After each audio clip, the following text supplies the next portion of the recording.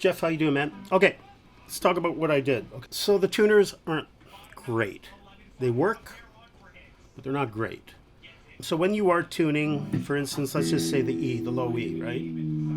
Always bring it down and then bring it up to the desired pitch.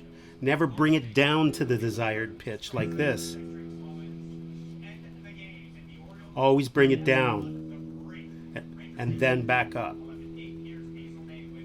to tune. Okay, close enough for rock and roll. So they are what they are, but they work. The good news is they work. You'll be able to make noise on this thing. So I obviously clean the neck. You'll see. I'm gonna put these other two videos up there with the before and after video, which is kind of cool to see how much shit was on this fucking thing, man. Anyhow, I cleaned the nut out really good. It was pretty grody, and it was grody everywhere. Fuck, what am I saying? The top three strings I have nut files, and I had to bring it down a little bit because they were sounding. It's not too bad right now. They were sounding very muted, which means this nut here, the way the string should come over it, it should not be straight. The top contact point should be here, and then the actual cut into the nut should be on an angle. So it's not touching, it should be only touching right at the top of the nut. But anyhow, the wounded strings sound good. There's sizzle to them. You can hear the wound, is what I mean by that. So anyhow, strings work, blah, blah, blah. It's okay. Cleaned the neck, oiled it. What else did I do? Yeah, that's about it for the neck. I mean, makes it seem like it was a 2-minute job. Trust me, it wasn't. So moving on. So once the neck was done, I took everything off. I already had an idea that this would have to be changed, and that definitely, just when I had it here before, like, remember I was doing this and it was like fucking wonky? Well, you'll see the original jack, input jack, in the case there. Everything I took out, I just left in the case. So yeah, you'll see. There's a lot. I also took pictures of kind of before and after type thing. Not after, but the jack that's in here is a pro Switchcraft jack. The one that was in there, fuck man, it looked like some flimsy little thing. It was tiny. It's like half the thickness and everything, especially the prong where this catches on, where the tip catches onto the portion of the jack. Anyhow, pot had to be replaced, jack had to be replaced. I changed all the screws because they were rusted out. The old ones are in the case. Oh, by the way, we did talk about oiling. This is the oil that I use if you're at all curious. So generally, if this was a finished neck, it's not. I think there's something light on it, but I oiled it because it's almost like there is no finish on it. So I used oil on that. I used it everywhere.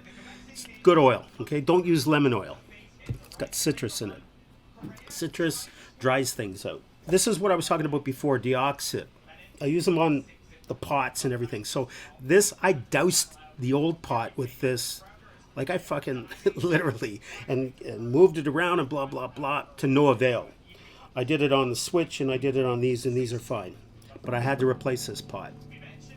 In replacing what I did replace here, I also changed the ground wire and the lead wire from this. You'll see the gray one that's in the case. That's the one that looked pretty flimsy. A lot more robust, the wiring in here. And I also changed, you can't see it because the back plate is on, because you have to ground all the electronics to the trem claw underneath here. And it was a hair thin wire, and I'm thinking that's fucking bullshit. So I changed that too. But check this out. This was kicking around, so I threw it on. Again, you get what you pay for. Well, you didn't pay anything for this, so you shouldn't expect anything. No, I'm kidding. The trem block underneath, normally, it's closed off. This is like, it goes right through. You can look right through. If this wasn't here, I can see daylight through the bottom. Here, if the this plate was off. So I couldn't put a spring. There's usually with a Strat tram arm or a whammy bar, there's a spring, a really tough little spring that goes in there, and it actually keeps you from over. You could like ruin the threads if you went too far on this, right? This is about as far as you want to go. But if there was a spring in there, I could have it like this, and there'd be a lot more play to it, but it would stay, right? And that's I couldn't put a spring in there. When I looked, I said, fuck, man. But anyhow, it works. In regards to how the trem is set up, I didn't touch it. I left it the way it was. So essentially, this is only set up to move pretty much in one direction, and that's down. That's because it's pretty much flush on the body. A lot of players do that. They don't, but I just figured, you know what, man, I'm not gonna. That's a personal preference. But if you do start to adjust the springs in the back, there's a lot of trade-off to get everything to work. Strats can be very problematic when you have your bridge floating. So you have to kind of know what you're doing. But anyhow, it all works, right? So we talked about the electronics. Oh, these were a bit of a bitch. So these saddles have to move in two directions. They have to move this way, back and forth, to adjust the intonation of the guitar.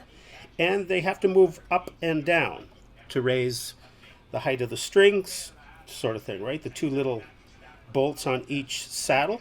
Oh, by the way, I put a fucking Allen key in there for you, just in case. So the thing is, when I looked at these and I tried to move some of them, they were kind of like seized up with corrosion. Because like I said, there was like fucking snot everywhere as far as I'm concerned. So I took them all off, took the springs off and everything like that, and I put them in a little thing of CLR and let them soak for an hour or two while I was working on the electronics. And then I dried them out, of course, rinsed them off, dried them out, and then put WD-40 on them, right? So now they move fine. There's no resistance or anything like that. As a matter of fact, there was one bolt that would not go in. It just was pooch. But I had an extra one. Even after dipping it in CLR, it didn't fucking do anything. And it was getting to the point where the head was kind of stripped. So I couldn't do a hell of a lot. Oh, and there is a mark there. That's not me. But I didn't notice that before, but I did notice it when I was working around this area today. Anyhow, it's no big deal. It's just a fucking chip.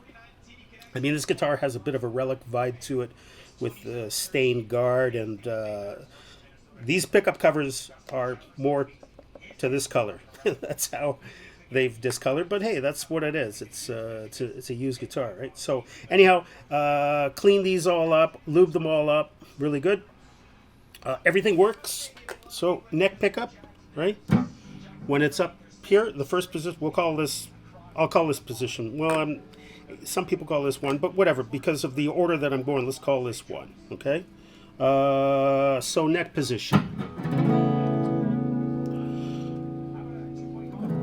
And here's the tone control for it, right?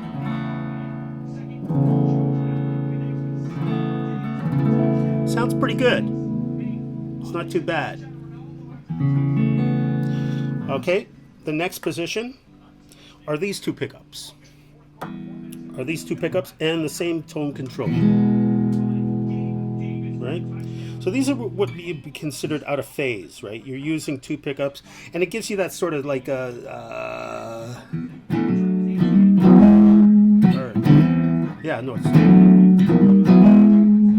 the kind of Hendrix type of thing, bluesy sort of thing. So tone is the same for the second position here. Now we go to the middle pickup. Now the control for the tone now, from this point on, is down. Let's see, bring it up here. It's down here, right? That's the tone. Right? Same with these two. And then the bridge, which is this is a vintage wired, the way they did it. They bypassed the tone in this altogether. Doesn't do anything. That's normal, okay? It's the way they're wired. So all the electronics work. No, I'm not hearing any. But if somewhere down the road you start to hear some crackle and shit like that, do yourself a favor. Go out and buy Deoxit D5. This is good shit. I threw a couple of these in for you. They're really cool. They're Grulsch. If you know Grulsch beer, they don't do it anymore because I guess they found out that people were taking them off and using them as guitar locks or strap locks. Now they're glued on. Good luck getting them off. But back in the day, I think it was one of the Kilo Roots, Jay, Danforth and Greenwood. I asked the girl in there if they get any Grulsch returns. Can you pull them off for me? And I guess she liked me, so she did. She gave me a box of them, and they're the best thing, man. So it plays.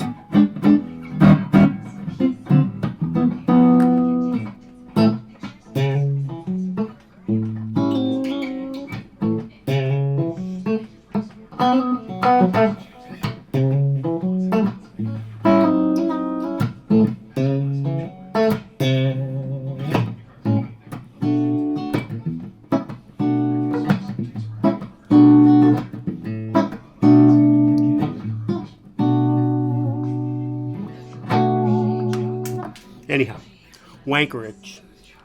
You got a guitar that works, man. For nothing. And, so quickly, so after all that, I set it up. I gave it a quick setup. Adjusted the intonation. Now, I don't even know if you know what intonation is. So if I play the harmonic E on the 12th fret, you know what harmonics are, right? You can get them all over the fret, but and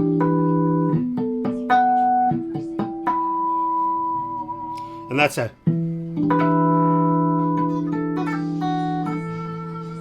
sort of thing.